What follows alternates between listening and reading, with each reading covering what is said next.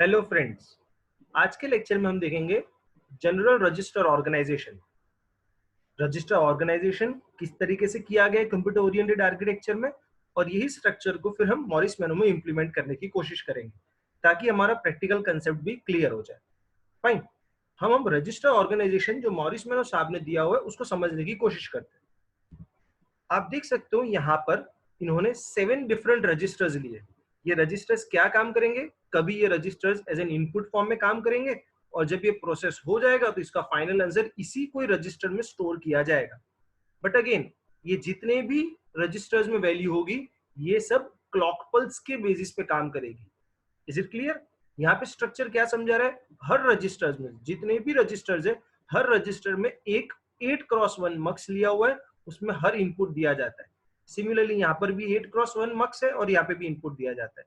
Means यहाँ पर जब selection line as for an example 1 select करेगी तो यहाँ से रजिस्टर R1 सिलेक्ट होगा, और यहाँ से selection B for an example 2 select करिए तो यहाँ से रजिस्टर 2 सिलेक्ट होगा। और फिर यहाँ से ALU मतलब ये आपके पास जो ऑपरेशन सेट होगा, समझो ऑपरेशन सेट एडिशन को सिलेक्ट कर रहा है, मतलब क्या होगा? ए बस में से, मतलब यहाँ से जो वैल्यू मिला है, यहाँ से किसका मिला है? R1 रजिस्टर का, यहाँ से किसका मिला है? R2 रजिस्टर का। ये दोनों के बीच में एडिशन किया जाएगा और ये आउटपुट ये लाइन कैरी करके आगे पहुंचेगी। अब ये आउटपुट किसे दिया जाए, वो कौन सिलेक्ट करेगा? 3x8 डिकोडर सिलेक्ट करेगा। आया 3x8 डिकोडर की value as for an example 5 हुआ तो क्या करेगा? ये यहाँ पर R5 में ये वैल्यू स्टोर हो जाएगा। मतलब बोला क्या जाएगा? R1 प्लस R2 एडिशन हुआ और इसका आंसर कहाँ स्टोर हो गया? रजिस्टर R5 में स्टोर हो गया। Is it clear? आगे वाली स्लाइड में भी ऐसा ही कुछ समझाया है इन्होंने। आप देख सकते हो यहाँ पर इन्होंने एग्जाम्पल लिया। क्या एग्जाम्पल दे रहे? R2 plus R3 gross to R1। R2 कहां से सिलेक्ट होगा? सिलेक्शन लाइन ए में से, जो मक्स ए में से आएगी यहां से, मतलब सिलेक्शन ए की वैल्यू क्या बनेगी? 2। इसलिए आप देख सकते हो यहाँ पर किसको? R2 को सिलेक्ट करेंगे। क्लियर? R3 मतलब सिलेक्शन बी जिसकी वैल्यू उसका सिलेक्शन लाइन 3 सिलेक्ट करेगा। ये दोनों का आंसर एडिशन के बाद कहां पहुंचेगा? R1। मतलब जो आपका ये डिकोडर होगा ये किसको? R1 को सिलेक्ट करेगा। Is it clear? फाइन, मतलब यहाँ 3 सिलेक्शन लाइन रोल प्ले कर रही है, selection A, selection B and selection D. ये किसको सिलेक्ट करती है? कौन से रजिस्टर को as an output as well as input consider करना है। और आपके पास एक दूसरा भी सेट है जिसे बोला जाएगा that is operation. Is it clear? मतलब आपका कंट्रोल वर्ड ऐसे बनेगा, सिलेक्शन ए जो 3 बिट्स की है, सिलेक्शन बी अगेन 3 बिट की, यहां से क्या करेंगे आप? इनपुट रजिस्टर को सिलेक्ट करेंगे। सिलेक्शन डी मतलब आउटपुट रजिस्टर को सिलेक्ट करेंगे। ओपीआर मतलब आपका ऑपरेशन क्या होगा? आया वो एडिशन है, सब्ट्रैक्शन है, क्या है वो यहाँ से सिलेक्ट होगा। Is it clear? फाइन, ये ओपीआर का एक टेबल भी दिया हुआ है जी। ये देख सकते हैं आप, ओपीआर का यहाँ पे टेबल अवेलेबल है। यहाँ पे ओपीआर की कितनी बिट यूज की इन्होंने? 5 बिट्स अलग अलग यूज किए। वैसे देखने जाए तो 5 बिट्स के बेसिस पे आपके पास 32 डिफरेंट ऑपरेशन जनरेट हो सकते हैं, बट यहाँ पे फिलहाल उन्होंने 8 to 10 ऑपरेशन को ही फोकस किया हुआ है। इज इट क्लियर जी? अब यहाँ पर ALU माइक्रो ऑपरेशन देख सकते हो। यहाँ पे माइक्रो ऑपरेशन में क्या लिया है इन्होंने? R2 minus R3। R2 मतलब कौन? आपका सिलेक्शन ए वाला सिलेक्ट करेगा जी, तो यहाँ पर उन्होंने R2 मेंशन कर दिया। उसके बाद R3 है, R3 कौन सिलेक्ट कर रहे हैं? That is selection B. आपका आंसर कहां जा रहा है? R1, वो कौन सिलेक्ट करेगा? Selection D. कौन सा ऑपरेशन है? सब्ट्रैक्शन, वो यहाँ पे सब्ट्रैक्शन। अब हम यहाँ पे कंट्रोल वर्ड बनाने की कोशिश करते हैं। कंट्रोल वर्ड में पहला क्या होता है? सिलेक्शन ए की लाइन 2 है, मतलब यहाँ पे वैल्यू 2 हो जाएगी। उसके बाद R3 है, मतलब वहां पे नेक्स्ट वैल्यू आप देख सकते हो 0 1 और मतलब 3 हो गया। यहाँ पे सिलेक्शन डी R1 दे रहा है, मतलब यहाँ पे 1 हो गया। सब्ट्रैक्शन, मैं सब्ट्रैक्शन में ऊपर जाके देखूंगा सब्ट्रैक्शन की वैल्यू क्या बनती है? 0 0 1 0 1, मतलब यहाँ 0 0 1 0 1। मतलब ये कंट्रोल वर्ड जब इनपुट दिया जाएगा तो वो बेसिस पे से 2 रजिस्टर को एज एन इनपुट, एक को एज एन आउटपुट और ऑपरेशन कोड यहाँ से सिलेक्ट किया जाएगा। Is it clear? आओ ये कंसेप्ट को हम लॉजिसिम सिमुलेटर में समझने की कोशिश करते हैं जी। यहाँ पर मैंने लॉजिसिम सिमुलेटर में सेम स्ट्रक्चर बनाने की कोशिश की है। आप देख सकते हो मैंने यहाँ पे 7 डिफरेंट नहीं बट यहाँ पे 8 डिफरेंट रजिस्टर लिए, R0 से लेके R7 तक। और ये रजिस्टर्स में क्या है? यहाँ पर वैल्यूज प्रोवाइड की गई है। आप देख सकते हो 0 0 0, ये क्या है? जो रजिस्टर की खुद की वैल्यू है। क्लियर? फाइन। और ये हर रजिस्टर्स में वैल्यू किसको? ये मक्स में दी जाती है, यहाँ पर ये मक्स, और इसीलिए यहाँ पे सिलेक्शन ए लाइन मेंशन कर दिया। आप देख सकते हो यहाँ पे सिलेक्शन लाइन बी मेंशन किया, यहाँ पे भी हर वैल्यूज जाएगी। और ये दोनों वैल्यू कहाँ दे रहा हूं मैं? रिस्पेक्टिव। और ऑपरेशन है तो दोनों इनपुट जरूरत रहेंगे। इंक्रीमेंट ए है तो सिर्फ ए का लिया और दूसरा वैल्यू 1 दे दिया। इंक्रीमेंट बी है मतलब बी को लिया और वैल्यू 1 दे दिया। एड ए प्लस बी मतलब ए और बी को दोनों कंसिडरेशन में लिया। ए माइनस बी मतलब ए आ रहा है, बी का कॉम्प्लीमेंट लिया और प्लस 1 मतलब टूस complement concept.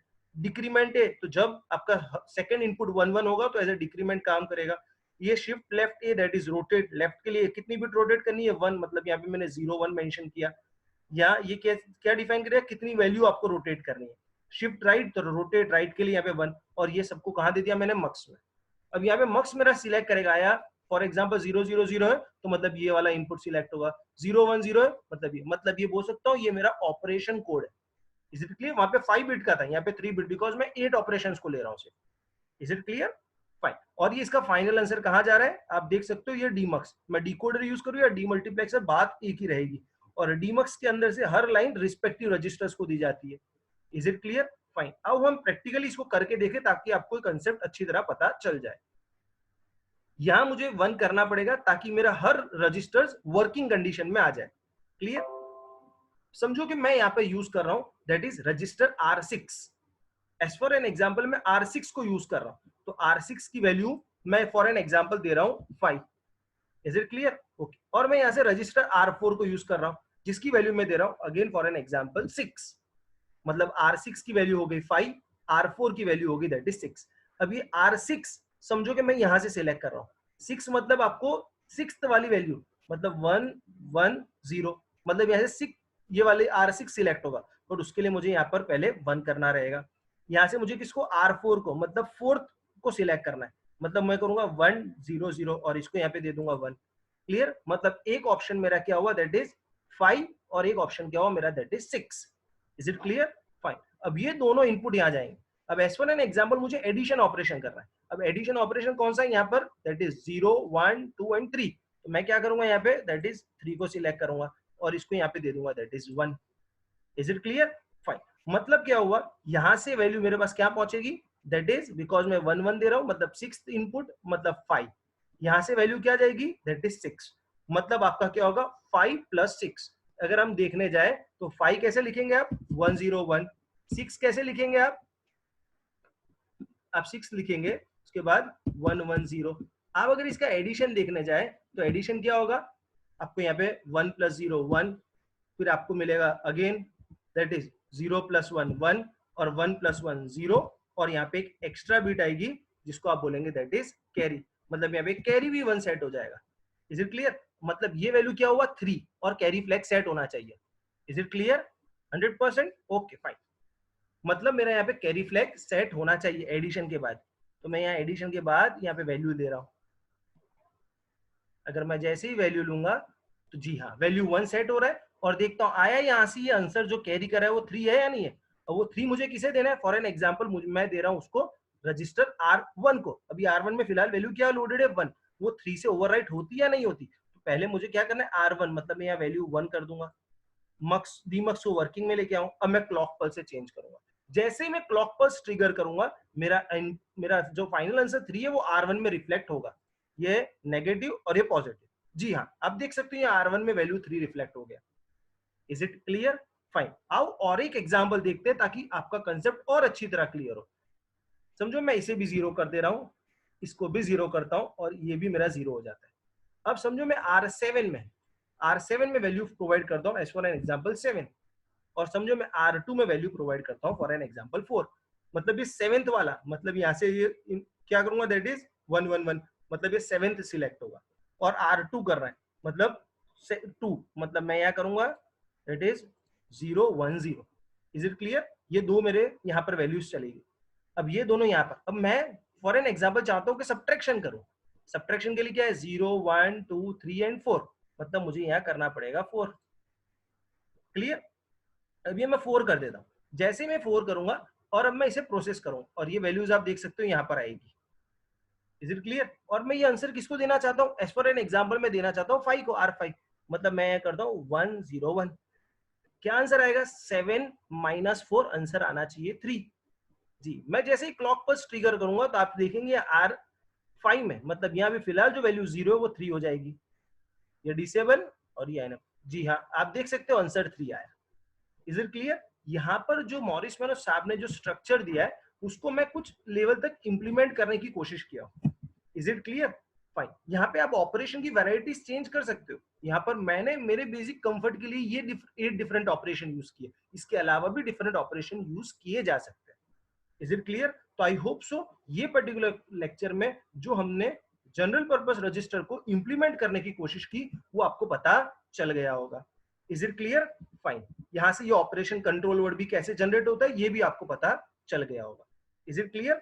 Fine. I hope so I hope so आपको लेक्चर अच्छी तरह पता चल गया है। इन केस कुछ क्वेरी है तो प्लीज कमेंट सेक्शन में आप पूछ लीजिएगा। कोशिश करिएगा कि आप ये स्ट्रक्चर को लॉजिसिम में इंप्लीमेंट करें। अब इंप्लीमेंट करेंगे तो आपका कंसेप्ट ज्यादा अच्छी तरह स्ट्रांग हो जाएगा। Is it clear? Okay fine. और हाँ, लेक्चर को लाइक और चैनल को सब्सक्राइब करना मत भूलिएगा। Okay fine, thank you.